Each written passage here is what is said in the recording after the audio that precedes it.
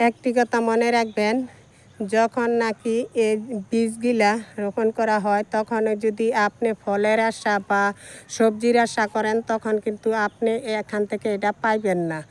আপনার দীর্ঘ সময় এই জায়গায় কষ্ট করতে হবে, তাদেরকে পরিচর্যা করতে হবে, তারপরে আপনি জায়গা থেকে সবজি পাইবেন বা সফলতা অর্জন করতে পারবেন। সহজে কিন্তু সফলতা পাওয়া যায় না। এই যে গাছগুলা দেখেন, এটা একদিনে আর 2 দিনে হয় নাই, কিছুটা সময় নিয়েই গাছগুলা এইভাবে এই যে বাইতেছে, তারপরে ফলন দিবে, তারপর কৃষক এই জায়গা থেকে সফলতা অর্জন করতে হবে।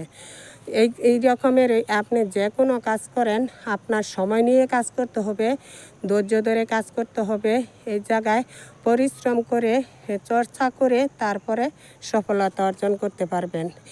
হঠাৎই আপনি সফলতা অর্জন করতে পারবেন না।